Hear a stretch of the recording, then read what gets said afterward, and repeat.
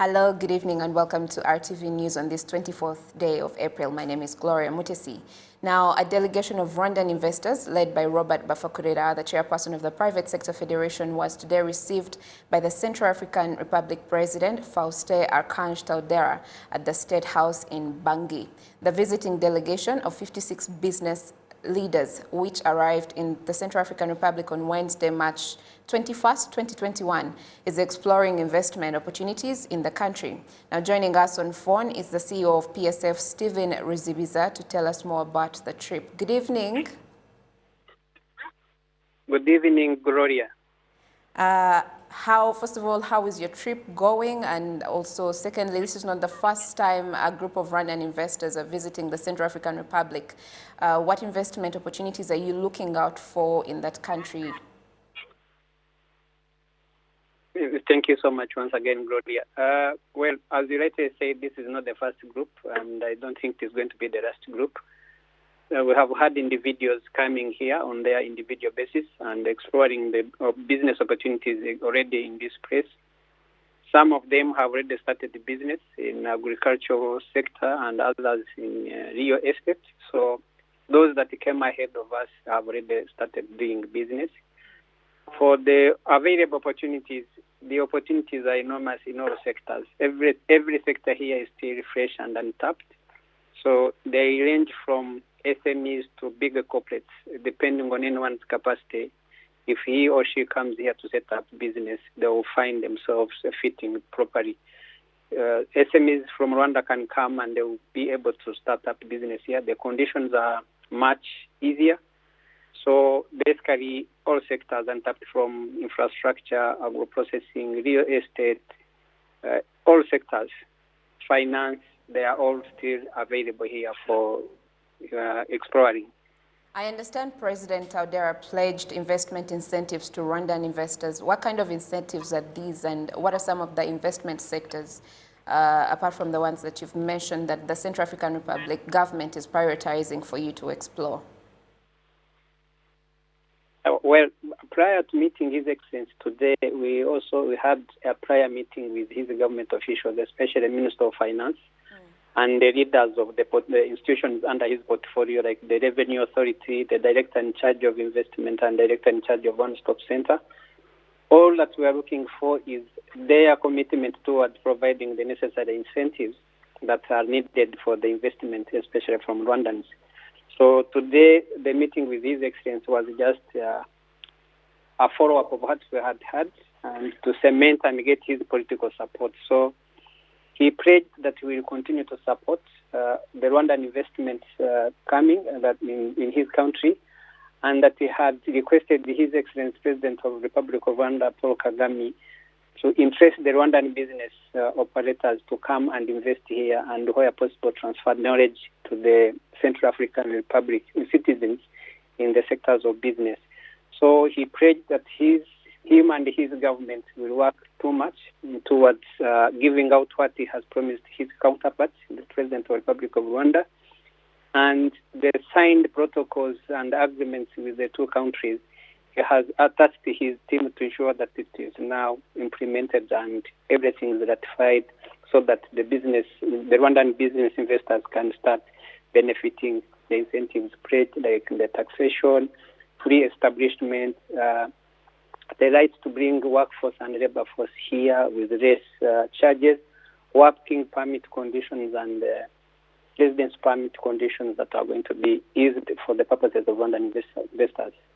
Absolutely. Mr. Stephen Ruzibiza, thank you so much, and we appreciate your time this evening. Thank you so much, Gloria.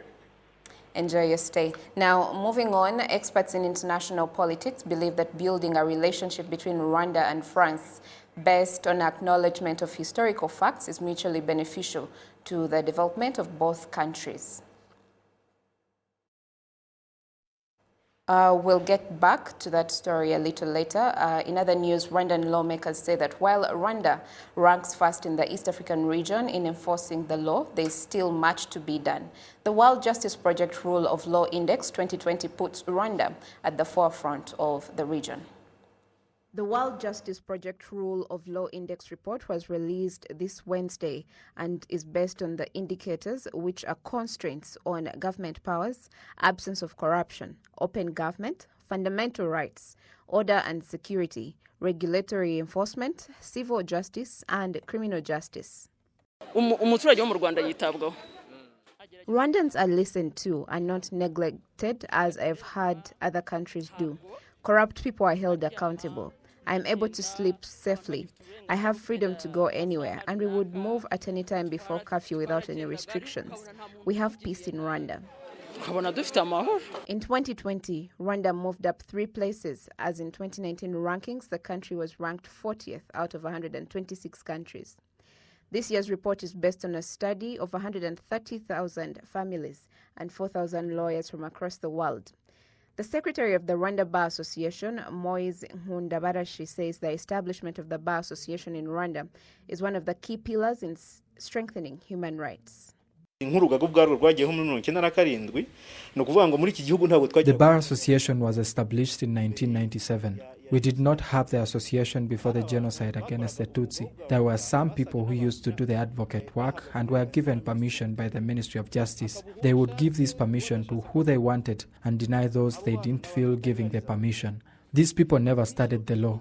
And yet the law is one of the most important institutions in the field of human rights. The absence of the Bar Association itself was a major obstacle. Human rights cannot be respected by people without legal representation. On the other hand, the chairperson of Transparency International Rwanda, Ingabire Marie Immaculée, says that although much has been done, the journey ahead is still long. Just because we are leading in the region, we have to ask ourselves what the situation is like in the region. If we were second in Africa, what is the situation like in Africa? It doesn't mean we have it all figured out. The journey still continues. The study focuses on policies and political will in addressing issues of the common people and rule of law. These findings don't surprise me because we have functioning institutions and clear policies. Although local authorities have been criticized for not providing quality services, Nkundabarashi Moise says these agencies have been of great importance, especially now that Rwanda is grappling with the COVID-19 pandemic. This report was done in 2020, and 2020 was an incredibly hard year globally because of COVID-19. To give you an example, even though there are institutions that are not working properly for human rights to be properly respected, you have seen that the local authorities played a role in easing life for people during the pandemic and even during the lockdown. There is no human rights beyond the ability to provide for one's family, because that's the basis of everything. The top 10 countries in this report are Denmark, Norway, Finland, Sweden, the Netherlands, Germany, New Zealand, Austria, Canada, and Estonia. Let's take you back to the previous story where experts in international politics believe that building a relationship between Rwanda and France based on acknowledgement of historical facts is mutually beneficial to the development of both countries. As Ethan Tashobia now reports, the new ties between France and Rwanda have led to development projects between the two countries. Since Rwanda gained independence in 1962, France was one of the countries that immediately launched a strong bilateral ties with Rwanda in various civil and military spheres. Over the years, bilateral treaties between the two countries were being revised and cooperation expanded until 1994 when the genocide against the Tutsi unfolded, and France was still siding with the Rwandan government at that time, according to the evidence presented by various reports. When the RPF Inkotanyi-led forces stopped the genocide and formed a new administration, relations between France and Rwanda became cool at best and often kept to a minimum until the two countries severed their ties on November 24, 2006. Ambassador Joseph Nsengimana, an expert in diplomacy and international politics, explained the implications of breaking diplomatic ties.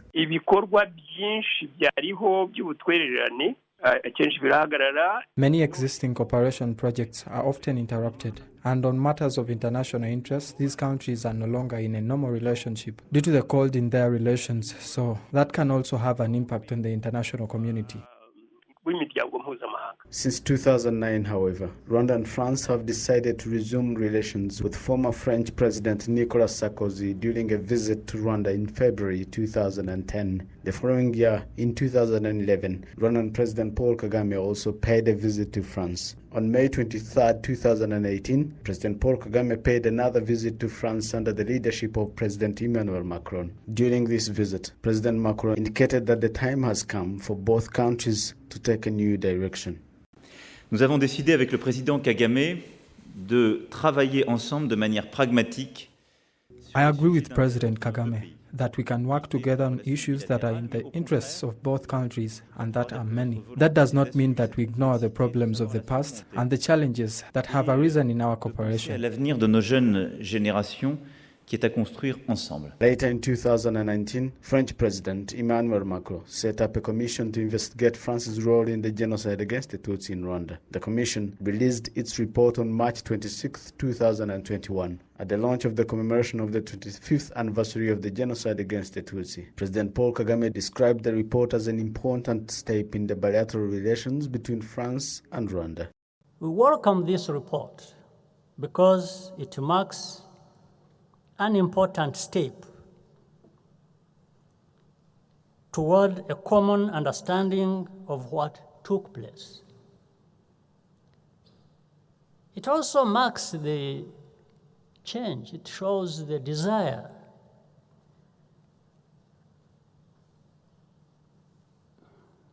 even for leaders in France to move forward with a good understanding of what happened. And we welcome this. It's a good thing.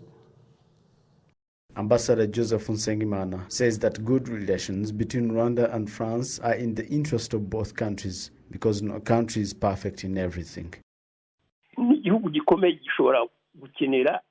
Even a powerful country will always need a less powerful country. On the international stage, there is a point where every country has a voice. So then when the countries have good relations, they collectively work together for a common goal. It is from that point that countries establish cooperation in the financial sector, international diplomacy, and other sectors.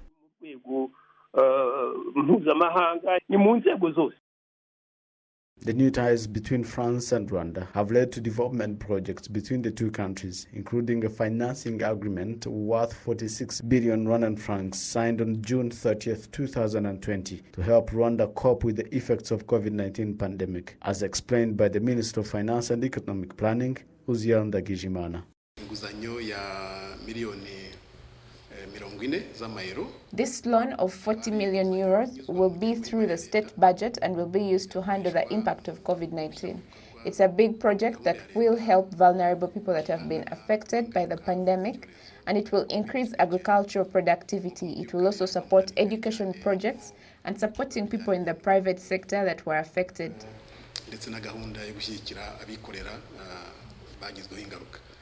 To Akanya Gilex Michel, one of the volunteers sent by the umbrella organization of the Francophonie countries, IOF, to help teach French in Rwanda, told RB that good relations between Rwanda and France will be of great benefit and at all levels.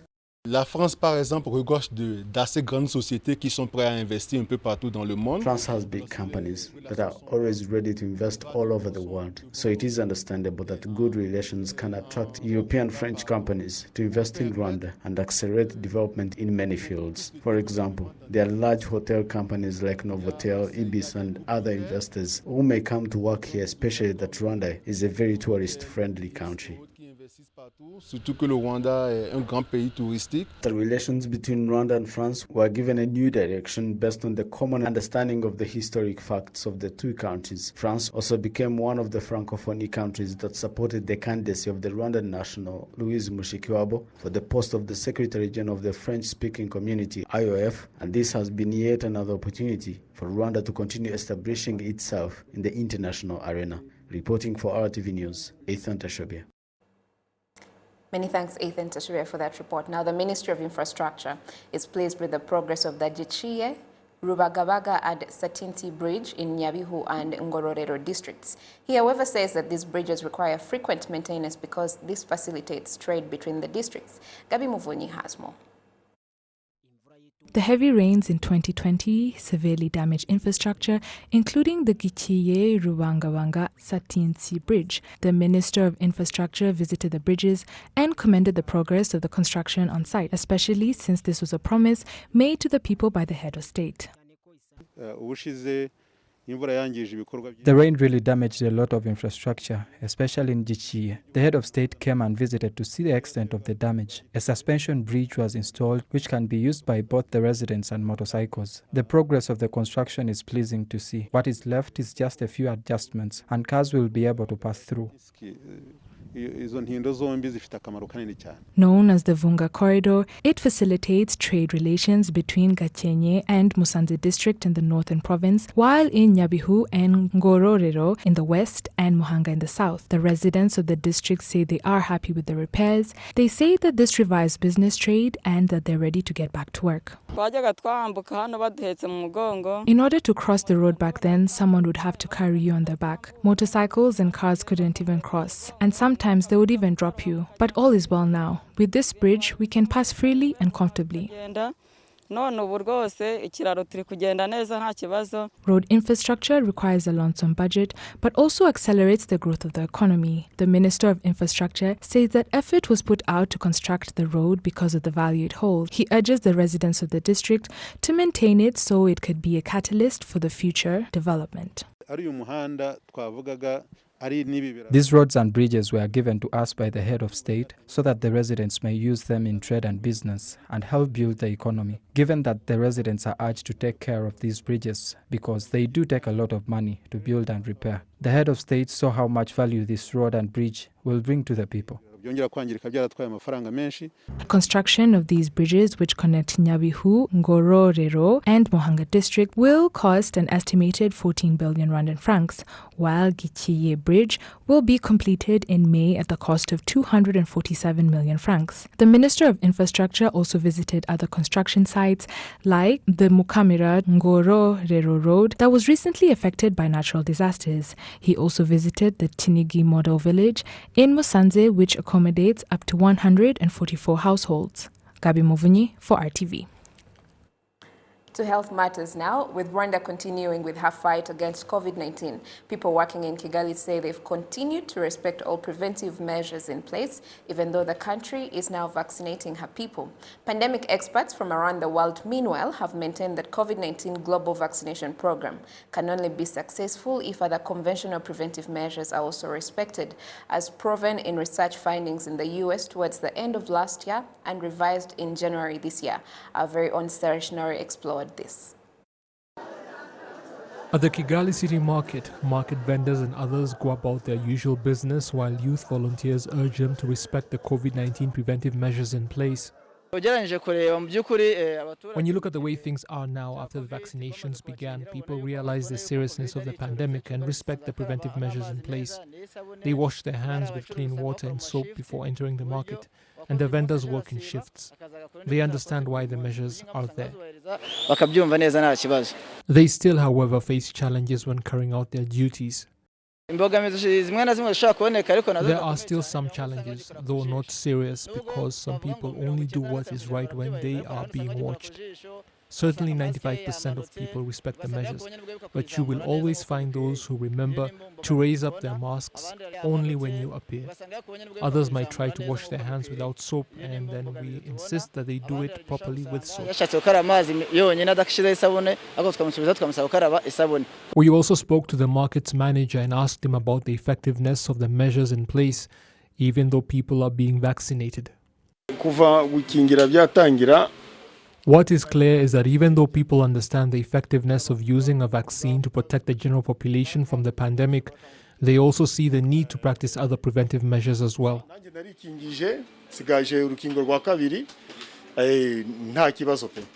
Research carried out in the US last year and revised in January this year found that vaccinating a given population against COVID-19 reduces the chances of infection by as much as half, most especially in the elderly to whom the pandemic poses the greatest threat, and that ICU hospitalizations and deaths can reduce by as much as 65.6% and 69.3% respectively.